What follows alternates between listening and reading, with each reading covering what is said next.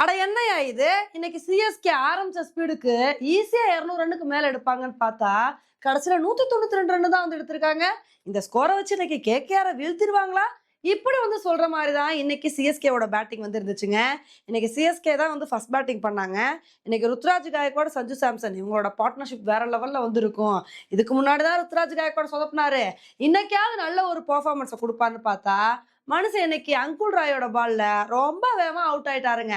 அவர் out ஆனா என்னப்பா நாங்க இருக்கோம் அப்படின்னு சொல்லிட்டு ஆயுஷ் மாத்திரே சஞ்சு சாம்சன் 2 பேருமே ஒரு சூப்பரான இன்னிங்ஸ் வந்து கொடுத்தாங்க. இவங்களோட பார்ட்னர்ஷிப்லேயே வந்து 70 ரன்னுக்கு மேல வந்து ஸ்கோர் போயிருச்சு.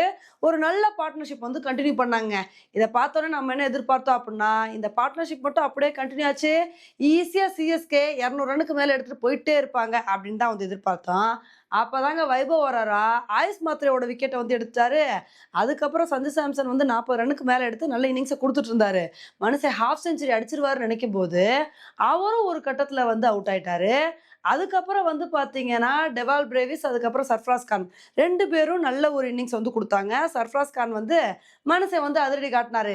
சரி இவங்களோட பார்ட்னர்ஷிப் கன்டின்யூ ஆகும்னு நினைக்கும்போது, சர்ஃப்ராஸ் கான் வந்து ஒரு கட்டத்தில அவுட் ஆயிட்டாரு. அதுக்கப்புறம் வந்து பார்த்தீங்கன்னா, டெவால் பிரேவிஸும் கார்த்திக் தியாகியோட பால்ல வந்து அவுட் ஆயிட்டாருங்க.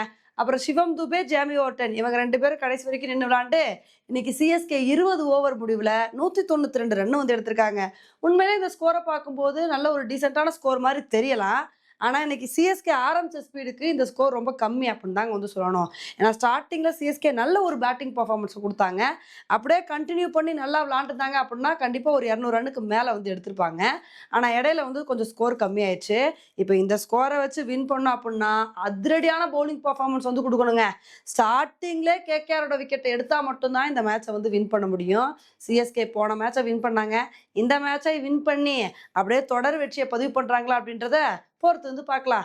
ஓகே ஃப்ரெண்ட்ஸ், சிஎஸ்கேவோட பேட்டிங்க பத்தி நீங்க என்ன நினைக்கிறீங்க அப்படின்றத என்னோட கமெண்ட் செக்ஷன்ல போடுங்க. இதே மாரி இன்னொரு வீடியோல உங்கள வந்து மீட் பண்றேன். Bye friends.